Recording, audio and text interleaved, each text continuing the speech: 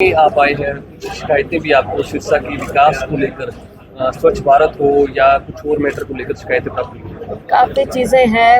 अभी हमने दिशा की मीटिंग ली, उसमें जो सरकार की स्कीमें हैं उनकी समीक्षा हम लेते हैं। लेकिन कई बार ऐसे लगता है कि शायद ये आंकड़ों की और औपचारिकता की बात रह जाती है। जो लोगों की समस्याएं हैं वो लेकर आते हैं, तो कई जगह, सब जगह तो नहीं, कई चीज़ ठीक भी चल रही हैं, वो हम देख लेते हैं। लेकिन कई जगह साफ तौर पर नज़र आता है कि प्रशासन में अलग अलग विभागों में कुछ ना कुछ कमी है। और कई चीज़ें तो साफ तौर पर हमारे एमएलए साहिबान और दूसरे जो हमारे और लोग, आम सिविल सोसाइटी के लोग हैं, कुछ सरपंच हैं, कुछ मोअज़्ज़िज़ लोग हैं, उन्होंने समस्याएं सामने रखी हैं। किसी किसी का जवाब है, लेकिन कई चीज़ें ऐसी भी हैं जिनका कोई जवाब नहीं है। और साफ नज़र आता है कि गड़बड़ हुई है प्रशासन की ओर से, कुछ अफसरों की ओर से, चाहे किसी लेवल पर हो, लेकिन वो दिख रहा है। तो इसमें अब सरकार, अगर प्रशासन ठीक से नहीं चलेगा तो सरकार के ऊपर तो बात आएगी कि क्यों ठीक नहीं है। और शासन अगर ठीक नहीं है, प्रशासन कैसे ठीक होगा? दोनों की बात है। तो ये शासन को देखना चाहिए कि प्रशासन में इतनी कमी क्यों है और जनता में ऐसी समस्याएं क्यों हो रही हैं। आज कहीं भी हम जाएं, चाहे गांव है, शहर है, व्यक्तिगत समस्याएं होती हैं, वो अलग चीज़ है, वो भी सिस्टम ठीक करे।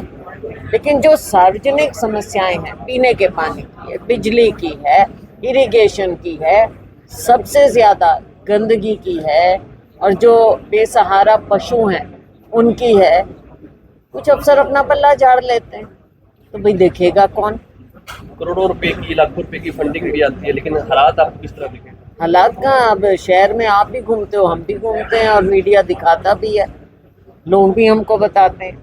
अब उसका जवाब तो इनको देना ही पड़ेगा। लेकिन अगर सरकार सख्त नहीं होगी, प्रशासन तो ऐसे ही ढीला चलेगा। मैडम, दिशा की मीटिंग में दो बड़े इश्यूज जो हमने अभी दिखाई दिए, एक एनएचए का मुद्दा जो पहले भी आपने उठाया था लेकिन अब भी एज इट इज़ है, खासकर वाटर ड्रेनेज की बात की जाए।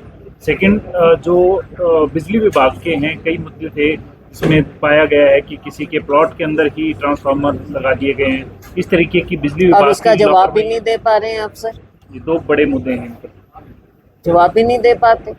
तो इसका ये मतलब है कि बिल्कुल उदासीनता है इनकी, लोगों की समस्याओं के लिए बिल्कुल उदासीनता नजर आती है कई कई जगह पर।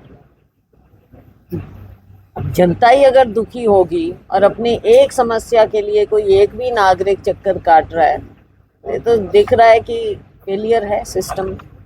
बर्निंग इशू मैडम, दिल्ली में जंतर मंतर पर स्टूडेंट अभी भी बैठे हैं, हालांकि प्रधानमंत्री ने उसके बाद वीडियो जारी करके कानून बनाने की बात कही। अब देखेंगे क्या कानून। लेकिन आप ये भी समझते हैं कि एक मांग जो रही है इस सरकार में नैतिकता नाम की कोई चीज़ नज़र नहीं आती। एक मांग है, स्टूडेंट्स की ओर से भी है, हमारी ओर से भी है, कि शिक्षा मंत्री को इस्तीफा दे देना चाहिए था, उस पर चुप भी है। और बल्कि आज हम देख रहे थे कि आरएसएस चीफ भागवत जी ने भी इस पर कुछ कहा है कि बात सुननी चाहिए। क्यों, क्या कारण है?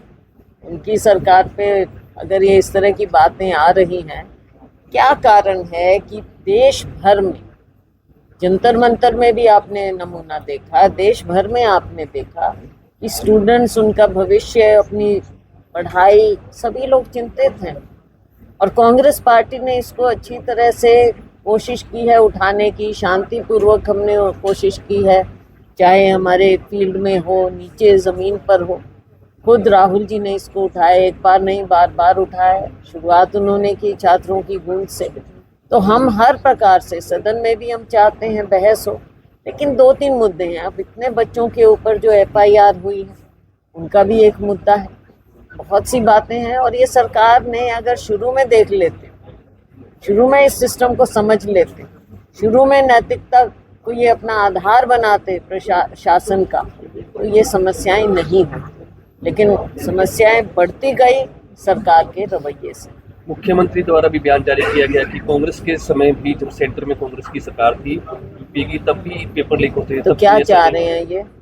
उसको कई गुना करें अब बच्चों के लिए। ये इनका एक्सक्यूज़ है।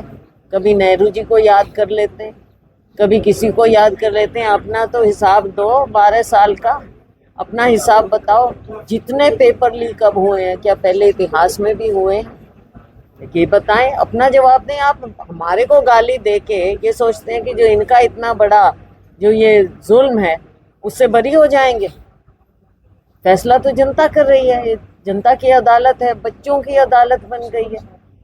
क्यों युवा अपना काम पढ़ाई छोड़कर ऐसे काम में लगे हैं? क्योंकि सरकार ने ऐसी स्थिति पैदा की है। ये भाजपा सरकार का टोटल फेलियर है।